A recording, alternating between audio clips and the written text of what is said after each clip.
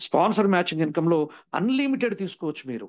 ఎప్పుడు నేను చెప్పిన విధానంలో వెళ్తే, అది నేను ఈసారి మళ్ళీ చెప్తాను.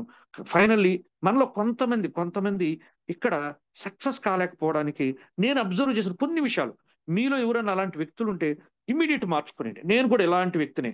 నేను కూడా ఇందులో ఒక పర్సన్‌ని. నేను చెప్పబోయే కొన్ని విషయాలు జాగ్రత్తగా వినండి. మీలో ఇలాంటి వ్యక్తులు ఎవరన్నా ఉంటే ఇమ్మీడియేట్ దాని నుంచి బయట రండి. మొదటగా చాలా మంది నేను నేను నేను అబ్జర్వ్ చేశానండి నేను. ఇప్పటి నుంచి కాదు. 2005, 4 ఐ థింక్ సో. 2004లో నా ఇంజినీరింగ్ చదువుతున్న టైంలోనే నేను ఈ బిజినెస్‌లోకి రావడం జరిగింది.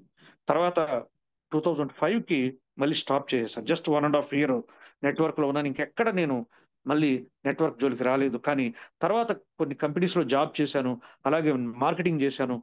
అక్కడ చాలా విషయాలు నేను నేర్చుకున్నాను. మరలా ఇప్పుడు కూడా నేర్చుకున్నటువంటి ఇది నేను చూసిందేంటంటే ఎక్కువ మంది మోస్ట్ ఆఫ్ ది పీపుల్ అందులో నేను కూడా చెప్తాను.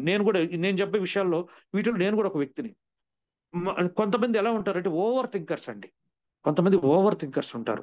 ఎలా అంటే చాలా ఓవర్‌గా ఎంతంటే సార్ నాకు నేను 100 ఐడీలు క్రియేట్ చేశాను. ఇది నాకు మీరు బాండ్ రాసిచ్చేస్తారా? లేదా ప్రొడక్ట్ ఇచ్చాను నేను 5,800 ఇచ్చాను నేను. సార్ దీనికి బాండ్ రాసిచ్చేస్తారా? దేనికి? ఇది పని చేస్తుంది అని మీరు బాండ్ రాసిస్తారా? Over think. Too much analysis leads to paralysis. Am I right? ఎక్కువ అనాలిసిస్ చేసామనుకోండి, ఎక్కువ ఆలోచించామనుకోండి, చాలా ఎక్కువ ఆలోచించండి మీరు వరుసగా 1 నెల, 2 నెలలు, 3 నెలలు, 4 నెలలు, 5 నెలలు ఖచ్చితంగా పారాలిసిస్ వస్తది. ఐయామ్ సారీ ఇలా చెప్పినందుకు. ఎందుకంటే కావాలంటే చూడండి. Paralysis patients most of the people ఎందుకంటే వాళ్ళు ఓవర్ థింకింగ్, ఓవర్ ప్రెషర్, ఎక్కువ ప్రెషర్ ఫీల్ అయిపోయి పారాలిసిస్‌కి అటాక్ అవుతూ ఉంటారు.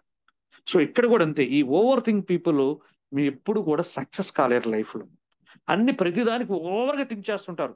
ఇందులో ఇంగ్రీడియెంటు ఇది నిజంగా మమ్మల్ని అడిగారు ఒకామె మా లైన్ సార్ మేము నవ్వుకునేవాళ్ళం స్టార్టింగ్‌లో. సార్ ఇది ఏంటది ఆహ్, స్టెమ్ సెల్ టెక్నాలజీ అన్నారు గదా! అసలు దాన్ని ఎలా చేస్తారు చెప్పండి సార్? ఆ స్టెమ్ సెల్ టెక్నాలజీని ఒకసారి వీడియో చేసి చూపించండి సార్. ఎక్కడి నుంచి సైంటిస్టుల దగ్గర నుంచి.